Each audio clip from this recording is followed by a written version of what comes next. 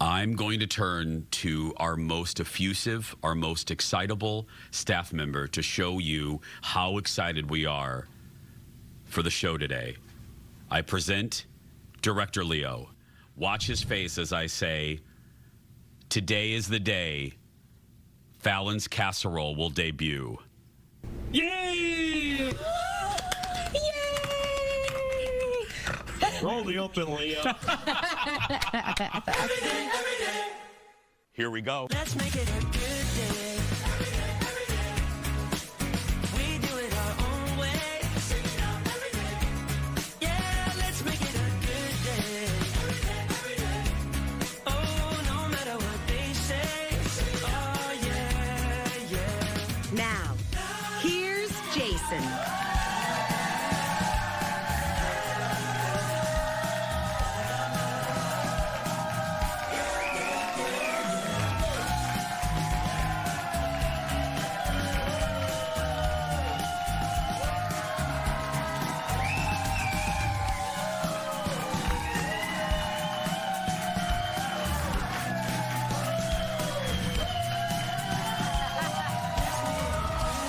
Hi, everybody.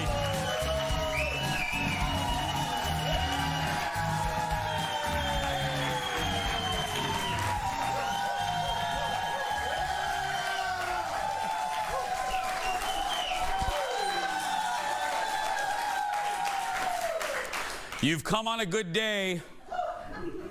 It's casserole day. And it's intern Sophie's last day. That's right. Sadly, she got fired. Yeah. Sophie was caught stealing from the vending machine. That's right, yeah. It's all right. Good luck getting a job. No, we love Sophie. Anyway, her family's here. Welcome to the old show. I'm Jace. First up, you've heard me talk about my love of Olive Garden. I literally had it last night. Yeah, I love the OG. That's right. Yeah. Had it last night, but now I love it even more because get ready. This is something you didn't know about the OG. Did you know that you can now order a gallon of their soup? That's right, right there. But there's only one way to do it. It's through the catering menu, which you can have delivered to your house. You don't even have to you can stay in your soft pants. TikTok users are sharing their orders saying it's about 4 times cheaper, y'all, to buy the soup in bulk instead of buy the bowl. A full gallon can serve 12 people. Oh. Well, unless you're Jeff and me, about 2. 2 people, that's right. Yeah. By the way, the code is OG Delivers. That's the code for delivering, free delivery. I spent $35 yesterday on my dinner, and that's it. It was brought right to me. The audience couldn't care less. I'm just, yeah, here we go. For 2 people, $35. 2 people, that's right. She's my favorite little breadstick. Give it up for Fallon, everybody.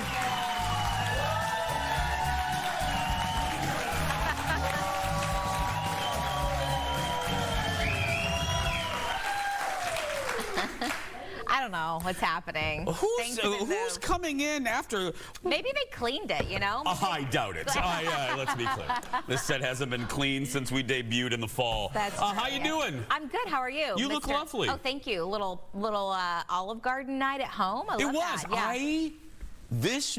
I know I've been going on and on about it. They released a new sauce and a new pasta choice. It's like a spicy meat sauce that's delicious. And then they have bucatini. I do the create your own. I'm such a nerd, but we sat there. We watched the Discovery Channel last night. We were eating a little bucatini. It was a lovely night. Yeah, it was a big, exciting night at the Matheson house. That's right. I love that for you. People think we have an exciting life. I'm eating bucatini in my basement. That's exciting. Hey, okay, I've told this story, a version of this story a few times. People like, hey, how did you know you wanted to do TV? I said, oh, I've always known. I was a weird kid. And I've talked about my teacher, Mrs. Freeze. She was my 3rd grade teacher. She is one of the reasons, well, she is one of the reasons why I'm sitting here today. She changed the trajectory of my life. She realized that I didn't like sports. I was getting picked on, so she gave me an outlet. She let us do a class play, which was The Wizard of Oz. Here we are. Leo, take the picture here. Here we are. Yeah. Now, I'm... Wait, even then, are you a foot taller than all your classmates? Yeah, that's me all the way at the end. I look like a substitute teacher. You do. Yeah. You do. But that's me. I'm Mr. Matheson teaching 3rd grade. No, that's me as the Scarecrow. I was also the director, and about 2 seconds after this photo was taken, and I don't mean to make fun of my classmates, but I call them deadbeats because none of them learned their damn lines. So about 4 seconds after that, I ripped the script out of all their hands and did the play by myself. Yeah. A one-man show. Well, listen to this. Mrs. Freeze, who's, God bless her, still with us. She was on our show. She surprised us she surprised me. For my birthday, I got a package from her sent to here to the show. And look at this. She found in all of her collectibles the program, the actual program for The Wizard of Oz. Look at that. Leo will, okay, there we go. A little out of focus there. Leo, are you, there we go, yeah. Leo, put down the Jack Daniels. Yeah. Anyway, there's the program she found that one of my classmates drew, and yeah, so I have this in my radio studio now. You drew that. It's so it's very sweet. I love you, Mrs. Freeze, and she is an example of what a good teacher is that affects a student well past the classroom time. I love you. I always love you. Thank you, Mrs. Freeze. Let's get started, everybody. It's time for the hot dish. Roll it, Leo. Here we go. Audience isn't sure about me today. It's going to be a long show. Okay, here we go. First up in the hot dish, new season, new murder to solve. The comedic crime-fighting team of Steve Martin, Martin Short, and Selena Gomez are back for season 5. Aaron's the only one clapping. Oh, yeah. Going to be a long hour. Only Murders in the Building season 5, and some famous faces are joining the cast. Look. Let's talk murder. The easiest way to win is to make your opponent think they're playing a different game entirely. Did anyone check to see if Lester had all his fingers? I'm gonna work my way in there.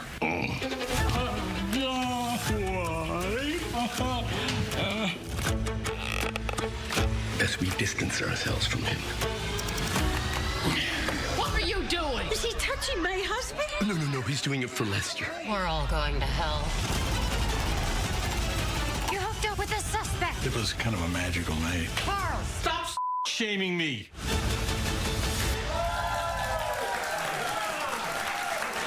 Well, so there's always great new cast members in these seasons. So this time we found out Renee Zellweger is going to join the cast in season 5. And this time the team is investigating the death of their doorman in New York City. How many people can die in this building? I would not move into that building. I would never move into that building. There. Yeah. You know what I actually like? I like that every season it's Steve Martin or Martin Short hooking up with someone, not Selena Gomez. It's always one of the guys. I like it. Good for them. They're getting it on. Yeah, that's right.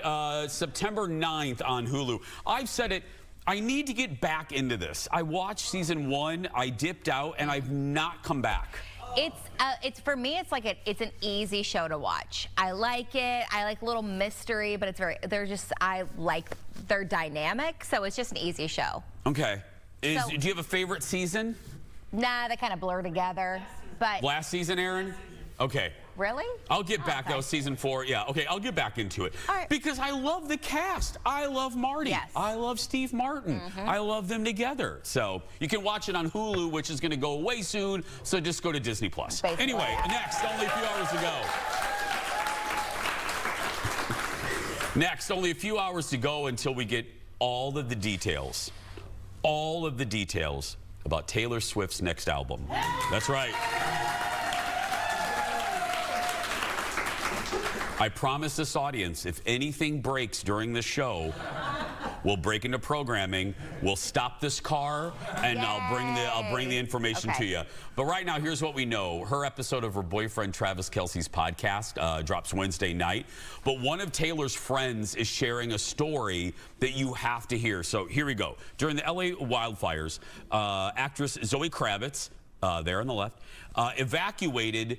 She stayed at Taylor's house in the area. She, you know, other people went to shelters and gymnasiums. She went to Taylor Swift's house. Right. Anyway, she also brought her mom. Her mom is actress Lisa Bonet, you know, from The Cosby Show and Different World. Lisa Bonet brought her snake. Oh, no.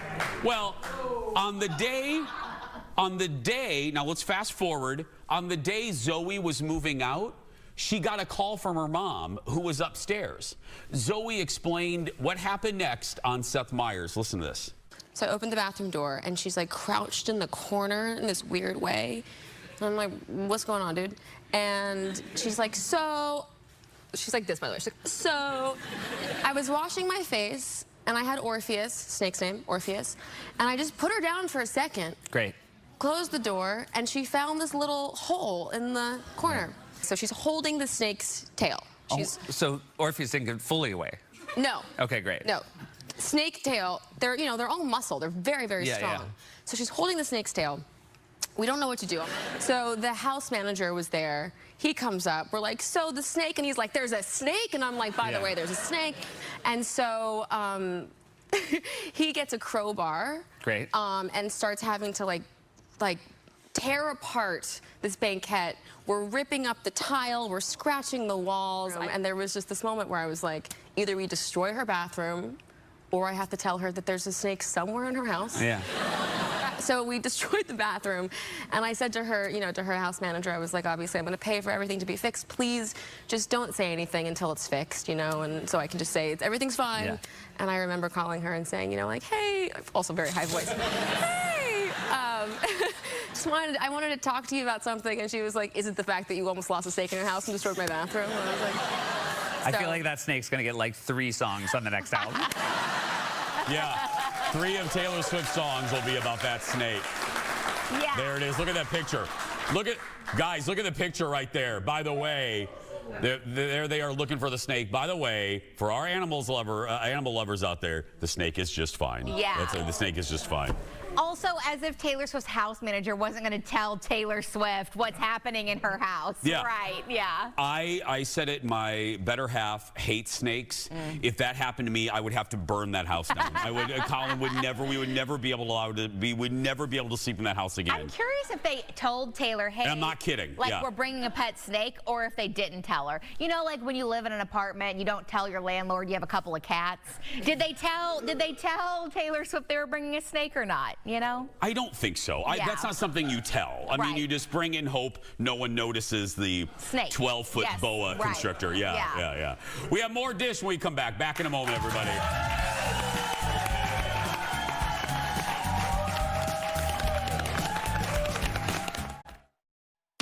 Welcome back, everybody. Look at those shirts. Fallon, look at those shirts. It's better than the box swag we sell. Look at that. Those are so good. We gotta write those ladies a check or something. I mean, they're walking around advertising our show. Yeah. Welcome back, everybody. When you see celebrities do commercials, you'd think that they would get some free swag from the company that they're working with, right? You know, if you see Nicole Kidman in an AMC movie, you think she gets free tickets. Well, that's not always the case. You may have seen Beyonce's commercials for Levi's this summer. Here's one right now. Actor Timothy Olyphant appears in this ad, okay? And he's facing off with Beyonce in a game of billiards. Well, he was on Jimmy Kimmel on Tuesday, guest hosted by Nicole Byers, and talked about this. Listen to what he says. What was it like working with Beyonce? Yeah, you just stand next to her and you're like, oh, look at this. I'm cooler. I'm cooler than I was before. It was good. I'm glad I did it. Yeah. Did you get to keep the jeans? No. Wait, really? By the way, true story. just a couple months ago, I was in like a Levi's outlet store shopping. An outlet, but you're doing well. And I thought, this is my point. I thought, what the did I miss? How did I end up here? This makes no sense. You at least belong in the Levi's flagship store. At the very least, for heaven's sake. By the way, he almost didn't do the commercial because he would have to miss ceramics class. But his daughter told him she would never speak to him again if he didn't work with Beyonce. Yeah, So he skipped, yeah. That's a fair statement, yes.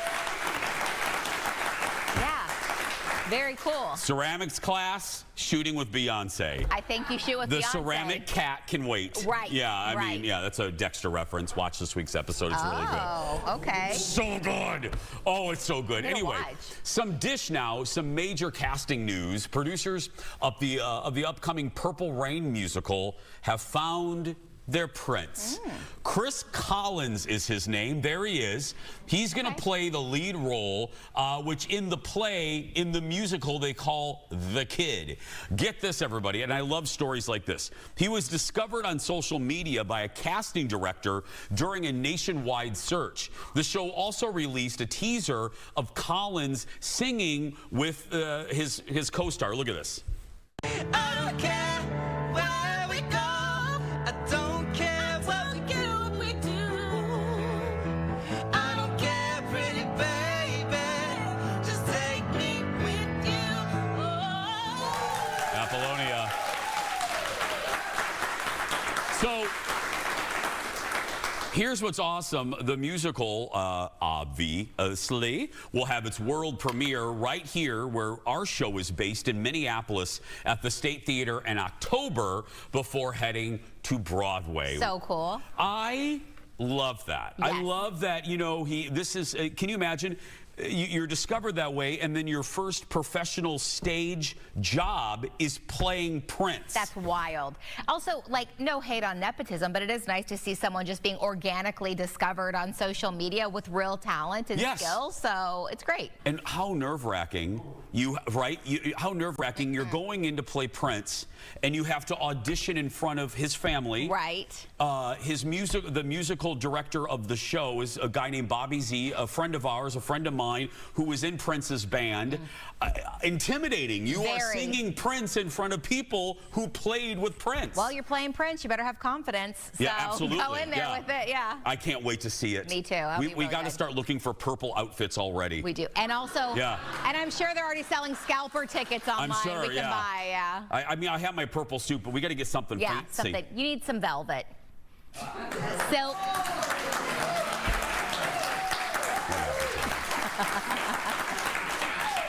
I'm 51. I think I've passed the velvet phase. You're I don't never know too if I old could, for velvet. I think I could. I don't know if I could pull velvet Oh my off. gosh, we can make it out of your curtain.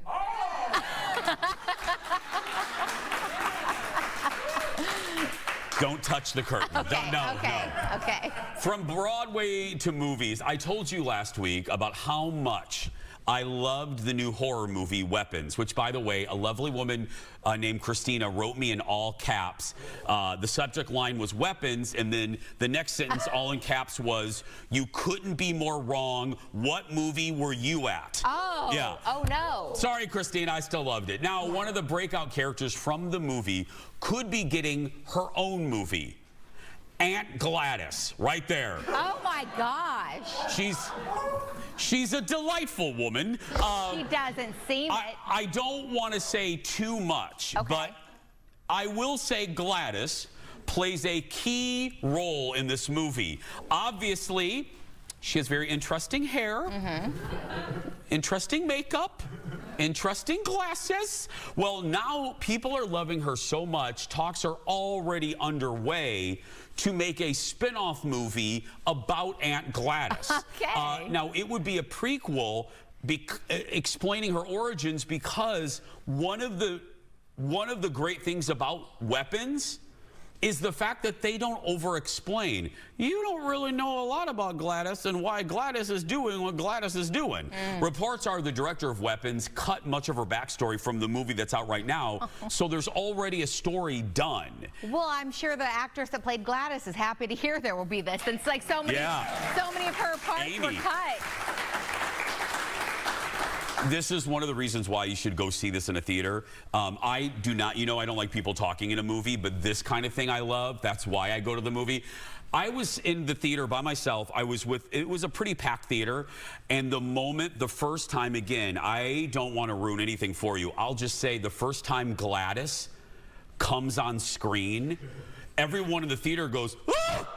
Like, you just see they made a noise because up until that point, you're not sure why the kids disappeared. And her presence is like a curveball. You're like, who is this bozo looking thing? You know what I mean? Yeah. It's like a little, well, I grew up on bozo. Anyway, yeah. Up next, get ready for more Meghan. Days after her Netflix partnership with Prince Harry ended, they dropped, They renewed it. Oh, they renewed it? Yes. I was hoping I read that wrong. No. But anyway, yeah. They dropped a first look. Are you ready, Fallon? I know you're excited. I loved season 1. I know you did. Well, hold on to your wigs and keys. Here's a look at season 2 of Meghan's show, With Love, Meghan. And she's doing more than cooking this time. There are easy ways to show up lovingly. That actually is giving me goosebumps. That is so lovely. That's delicious. Little things like this make me so happy. We don't need to make a salad. Let's just go and eat cheese. You know that's my life dream. I love these moments of discovery and beauty. So let's be curious together. Do you know who doesn't like lobster? Who? My husband. And you marry him? Anyway.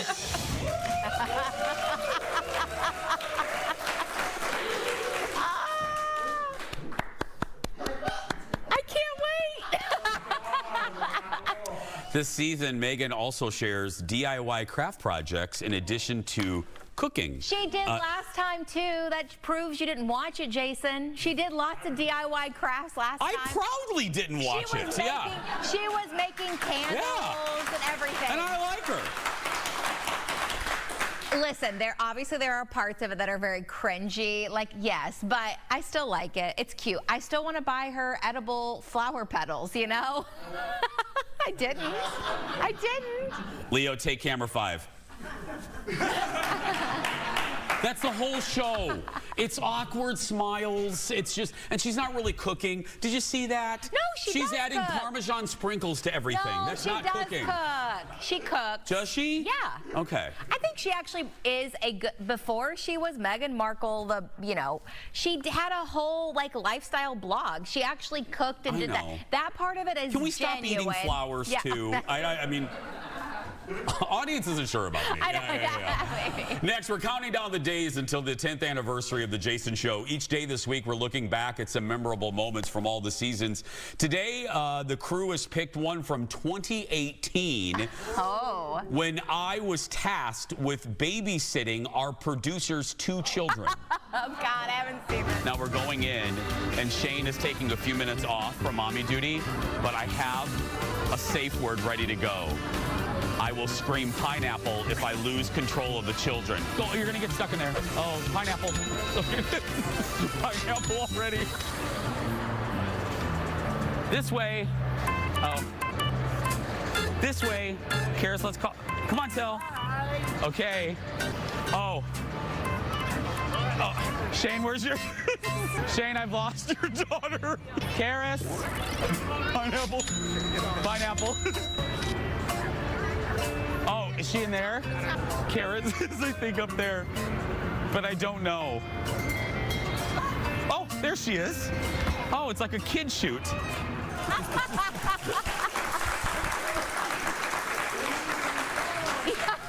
That was me trying to babysit producer Shane's 2 kids at the Mall of America.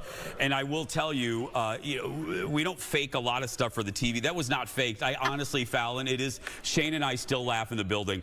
I lost those children after about 4 seconds. I'm not kidding. Literally 4 seconds. Oh, and there's photographer Eric. Yes. Adorable. By the way, those kids are now 30 and 24. Yeah. I aged them that much. Oh the 10th anniversary of The Jason Show is Friday. You can still get tickets to that show on eventbrite.com. We'll be right back. Back in a moment.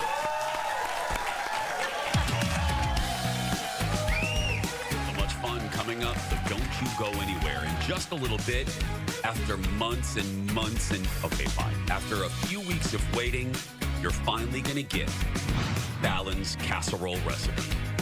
Gather the kids around the television. Then we're opening up the mailbag to see your comments this week. And it's not every day we have the Beast on the show, as in the Beast from Beauty and the Beast. That and more when The Jason Show continues.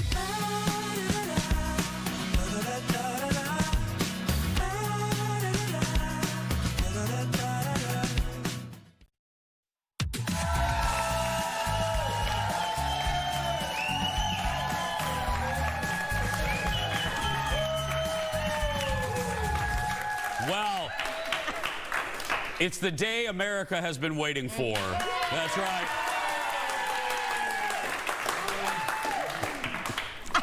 It's been a topic on our show for a few weeks, and finally, the day is here. Fallon is going to share how to make a casserole, or if you're watching us from Minnesota, a hot dish. That's right. And she's going to share it with everyone. Now, in Minnesota, it's known as, she recently made the breakfast hot dish while on vacation, and there it is. Yes. Yeah. Fallon discovered the recipe on Instagram and only requires just a few ingredients. And yeah, get ready. Oh, no. Because it is like... Hold on a minute. Is it right? Oh. Taylor Swift just announced details of her album. What? Yeah. What? I don't want to do this casserole at all. What are the details? I'm just kidding. Okay. Okay. Cancel the casserole. Cancel it. This can be shared any day. No one cares. Okay. All right. God, my heart is racing. We even made a Taylor Swift graphic to look like breaking news. All Sorry. Right. Well, let's dive in, shall we? That's right. Okay, the reason I liked this recipe is because it's super easy. You can do it so quickly. So you buy pre-made croissants. Okay. All right? So you don't even have to make those. Is there a name for this? It's called a breakfast casserole, Jason. Grow up. All right. Okay. Here is the original woman who made it. I ripped her off, so I want to be very clear. This isn't a family recipe, okay? Handed down by generations. It's handed down. It's very, very beautiful. So it truly takes minutes. You take like I said, the croissants. You could spray your pan, but who has time for that? And you just start ripping the croissants in half and literally throwing them into your dish. Now we're doing a half serving because that's what Jeff wanted. Just kidding. So you just kind of break them in half and you cram them in here, okay? That's step one. Wow, we're halfway done, guys. Yeah. I'm not kidding.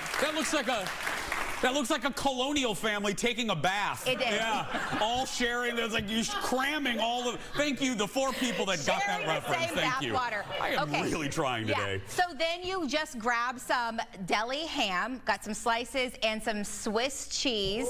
And when I made the full one, I just used half the pack of the deli ham and half the pack of the cheese. I'm gonna cut the ham in half. You really don't have to. And then the cheese, you don't have to do anything to. So look, that's like all the slicing I'm doing. Okay, now you just kind of start folding and you tuck this ham into various crevices. Just like my body, ham in various crevices. Okay. Is this really what you do? This is literally it. Then you start cramming the ham in. I'm not kidding. It's so easy. While I'm doing that, we're going to do the egg portion, Jason. So you're going to crack, since we're only doing half, you only need to do 2 eggs. In like a full serving size, you would do 4 eggs. Okay. So just crack 2 eggs in there while I'm layering my ham over here. Okay. All right. Fallon is not joking. Jeff had to make this last night, and he said it really did take him about 5 minutes. Yeah, that's why I did it. Like we have like huge group trips when we go to national parks. There are like at least 11 of us, sometimes more. So I just got up early, threw this together, and everyone loved. I mean, how can you go wrong with like ham and cheese? Do I add milk to this mixture? Add a half a cup of milk. Normally, again, for the full size, it would be a full cup. So that because I don't have a measuring cup. There we go. Okay. Then you're going to throw in some salt and pepper, and we're going to also throw in as much cheese as your heart desires, and you're going to whip that up. We do have a whisk, so that's very exciting. We got that in season 10. Oh, that's exciting. What the hell is this? It's a salt crevice. Turn it. A salt crevice? A salt crevice? Oh, watch out. It'll like this. I'm from Indiana. Like Where's that. a salt shaker? There you go. Yeah, okay. There you go. There we go. There we go. Now a little sprinkle. I feel like Meghan Markle. Let's get it very gentle. Okay. Now you're going. I beat this? Yeah. Go for it. Beautiful, beautiful, stunning. I do feel like you put a lot of milk in there, but that's okay. Okay, we're gonna add some cheese. Bring a measuring cup next time. Yeah. And then you're just gonna pour it over top. I think this milk I think I did just. You did a perfect job. Yep. Okay, perfect. Okay. So go ahead and pour that over the top. Okay. And then okay, so I didn't read the instructions before I made this for my family. So you're supposed to sit it in the fridge for a while or overnight. Oh, to let it settle? Yeah, no chance I did that. I threw it straight in the oven and it was just fine. But Jeff actually did soak it like you're supposed to. Okay. And then this is what it looks like when it comes out. Oh. And then she even, if you're feeling nasty like Janet, you can sprinkle a little bit of powdered sugar on top. Oh, powdered sugar? Yeah, to give it a little sweet factor. I thought that was oxygen bleach. I'm like, what is that? It's if you spill it on your shirt, a little oxygen bleach to take it out from the laundry guy. Okay. So that's it. It's very, very easy. And we will share the recipe. Don't worry. I know people are a little stressed. Yeah. We're gonna bring in Sophie. There's the recipe right there. Don't worry if you can't write it down quick enough. We'll post this on social. Come on in, Sophie. It's her last day. That's right. You want to serve her? Here's a fork for Thank you. I'm so honored. By the way, hire her. Please. I'm so talented. You are. She's talented. She's kind. She dresses cute every day. These are the important, very smart, obviously. Oh my God. Oh God. Oh God. Okay. Here we go. Easy. Thank you. I don't know There if we you go. got any ham on that. That's okay. Okay. There's a little ham. Okay. Wait, did you already try it? He I did did. try it. Oh, okay. A falcon? That is real good. Yes. That is real good. It's so easy. It's so easy. You know, right? You know why this would be great? We all have those, we overbuy. Sometimes you overbuy the croissants, and you have this package of older croissants. You don't know what to do with them? Nope. Right there. Exactly. Give it up for Fallon and her casserole and Sophie. We'll be right back, everybody. Back in a moment. You can find the recipe there. That was good. I'm going to have a little bit more. Welcome back, everybody.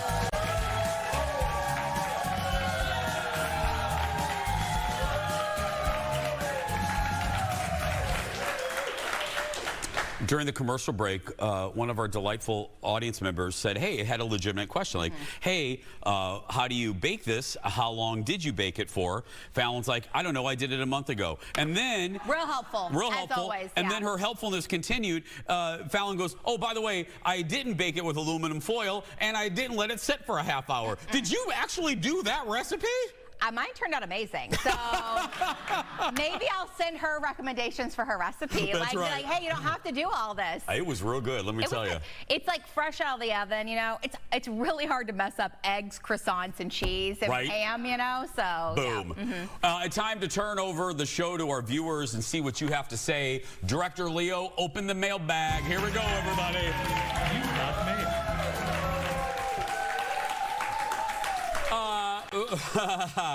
First up, I mentioned an audience member this week who, from the view from my desk and watching the security guard, and from what I was told, seemed to be falling asleep during the show, which never a good sign. Well, she laughed and wrote to us explaining what really happened. Here she is. Her name is Paige, and she says, I had a hot flash. Oh. Ryan, the security guard, brought my water and made sure I was all right, but Jason thinks I fell asleep. Heavens, no! He didn't bore me at all. I was there for my birthday, and I was so excited. I had an absolute blast. I want Jason to know he's amazing. I feel awful that he thinks I fell asleep. Oh, no, Paige, let me be clear. I thought it was hysterical that I was so bad that someone would fall asleep in the audience. All I know is from my vantage point, and you guys can't really see how it's set up. Eric, come here real quick. Yes, you guys can see how it's set up. Eric, come behind the desk here. Come here. This is my view. You can kind of see my vantage point, and Aaron's going to play. There's Thomas. I saw Thomas, who's really the security guard, walking over, and that doesn't usually happen during the show. And I thought, why is the security guard going over to that side of the audience? I see a person fanning themselves. I think, oh my, thank you, Eric. Thank you very much. Yeah, I'm done now. Yeah, there we go. Yeah. I know. Yeah. Well, listen. Also, there have been many things that happen behind the cameras that I don't see. I didn't even know the woman was falling. I didn't see any of it. I'm the least observant person ever. I was like, really? Someone was given water and having hot flashes? Who knew? Yeah. I had no idea. And it wasn't Aaron? No. You know, right? Yeah. That joke was for our crew. That's right. Yeah. We did have our favorite audience member of all time one time stand up in the middle of the show and go like this.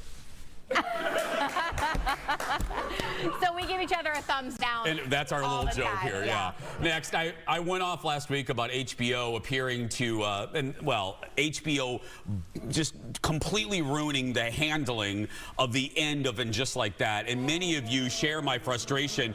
Orion commented, I loved hate watching it, but I felt like Carrie was slowly coming back. I'm sad it's ending like this. Yeah, that's the problem. Audrey says, I had to fast forward so many times. It was so cringe. I quite literally had to look away. It's an abomination what they did to us hardcore fans. And I said my problem was it wasn't even the plot. It's how HBO has handled the end of this show. This show has made you billions. I'm not going to repeat myself. I'll just say the one line. That show has given you billions of dollars in revenue, and you just end it abruptly? Yeah. That's real crappy. That's real crappy. The fans deserved better. We'll be right back. Back in a moment. Also, the first season of it, there was just such a Welcome back, everybody. Welcome back to our show. Well, it is a beloved Disney classic that's been enchanting audiences for over 3 decades. The stage musical of Beauty and the Beast is back on tour in North America. And that's right, revamped a little bit. And our guest today takes on the lead role as the Beast. Audience, give it up for Fergie L. Philippe, please. Welcome, my friend. Thank you for being here.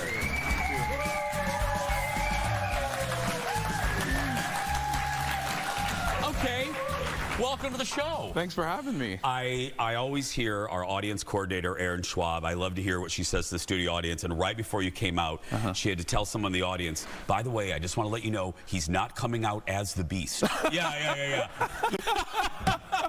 That's a good warning. That's good. Anyway, you've had so many roles, you've done so many different things, Gilded Age, other roles. What is it like, though, taking on a role that means so much to so many people's childhood? Yeah, I mean, it means a lot to me. Is it daunting in a different way? I think so, but at the same time, like, it's helpful for me because it means so much to me. Like, I have a lot of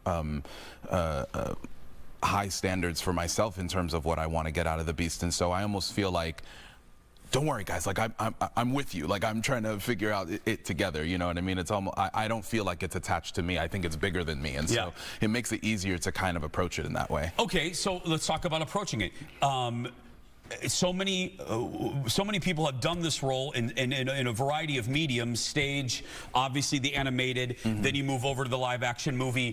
What is the challenge for you, and what's the process like for you putting your spin on a character? Because you don't want to change it so much that it's unrecognizable to the audience, and then that'll make them mad at you. Yeah. How do you make it your own in that environment? Part of what was helpful for us is that the creative team for our production was also the original creative production team for the original Broadway production. Oh, really? And so we had a lot of them come back and kind of talk through us about what they wanted to keep intact, but also some of the stuff they wanted to change. So we changed stuff in the script, we added songs, we took songs away. We did a lot of adjustments to it, and so with that came the space for me to go, well, what about this, or what about that? What if I approach it more? I feel like I have a little bit more of a childlike approach to the role, and so I think because of that, we've been able to find some different colors that have been really exciting. We're looking, so I said it, and I was very excited because I've seen it in a variety of situations. It's not really fair to call it a revamp. Is it a glow up? I mean, what's a fair characterization of this version? A revival, for sure. A revival. Yeah. What's your favorite change that they've done, either as a viewer or as an actor doing it? We made the Beast funny. Really? Yeah, we've made him funny. Oh. It's really exciting. Yeah. We give him more human moments to actually find his frustration in a way that's like comically relatable as opposed to scary. And I think it's what helps us root for the Beast a lot more and helps us root for their relationship. Is it true that you started, you know, my love of what I do started watching Johnny Carson and the Oprah Winfrey Show? Yeah. Were you a puppeteer? I still am. You are still? Yeah, really? Yeah. A completely different art form. It is an art form. What drew you to, like I said, I watched my grandpa watch Johnny, so that's where it came from. Where did your love of puppetry come from? I grew up, obviously, I think like everyone else, on Sesame Street, and it kind of didn't stop. I was maybe a little too old still watching it, but what I realized was that I was really fascinated by the art form, and I was fascinated. And once I discovered, you know, who Jim Henson was, did you see Frank the documentary? Oz, oh my gosh, yes. Isn't that one of the best documentaries on Disney Plus? Everybody, by Ron Howard. It's unbelievably well done. But he's my greatest artistic inspiration ever, and has stayed with me through all of my career. And I would say that like the magic of being able to bring something to life is directly connected to how I bring the Beast to life as well. And so all of those elements are always in everything that I do as a performer. How does it feel? You were in what, season 1 of Gilded Age? Yeah, season 2. Season 2. Yeah. How does it feel now? Because we've loved it from the beginning. Oh my but gosh. now, there you are right there. First of all, first of all, what's wardrobe like? Are you in there for like 4 hours? No. Really? No, they're such professionals that they got all my stuff done. I have a quick story where when I was there, we were all having such a good time. They were like, you know what, we'll put you in another episode, but we can't really have you wear the same thing. Let's figure something out. Wardrobe came, and they were like, we're gonna take that, we're gonna take this, take this. Okay, you're good. And that's it. It was so quick. Within 3 seconds, I had a whole new outfit just from changing like 2-3 little things. But they're such brilliant like craftsmen that they were able to do it so quickly. Before we have to go, how does it feel now? Again, I said I've always loved the show. You know where I'm going with this. Yeah. Now that everyone is finally realizing it's a fantastic show. It is brilliant. I've loved it since the first episode. A good friend of mine has been with it for a while, and so she was kind of the first one to put me on, and she was like, I'm telling you, this show is everything. And since the first season, I've been obsessed, and now I'm glad that everybody's finally gotten on board, because I think it's amazing. If you're watching here in the Twin Cities, you can see Beauty and the Beast at the Orpheum until August 17th. If you're not watching us, you're watching us from around the country, check the dates on the Beauty and the Beast website. You can see him in season 2 of The Gilded Age on HBO Max. Give it up, everybody, for Fergie. We'll be right back in a moment. Thank you so much. Oh, my God. I love that, by the way. Thank you. Welcome back, everybody. Come see us at eventbrite.com or the Eventbrite app. So, we're really excited around here. Just a week tomorrow until the Minnesota State Fair. The Jason Show will be broadcasting live, not for just 1 hour, but because the bosses hate us, 2 hours. That's right, yeah. Programming note, everyone across the country, all of our affiliates will see the first hour. The 11 a.m. hour is a love letter to Minnesota. It will only air here, but you can stream it on Fox Local and Fox 9. Fallon's wearing the sunglasses that if you come see our show live, it has a little Jason logo there. Look how cool you look. You look Kojak. I love it. Very old reference. Anyway, we'll be right back. Back in a moment, everybody.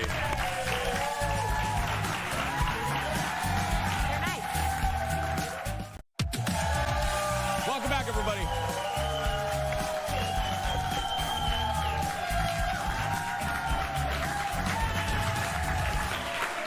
Again, if you want to hire our intern Sophie, email the show. That's going to do it. That's going to do it for us tomorrow. You know how much I love those dumplings from Costco. We're going to learn how to make dumplings with the owners of Saturday Dumpling Company. That and more tomorrow. But right now, that's going to do it for us. If you're watching and you're a kid that's being bullied or a male NFL cheerleader, go out there and be yourself because nobody can tell you you're doing it wrong. We'll see you tomorrow.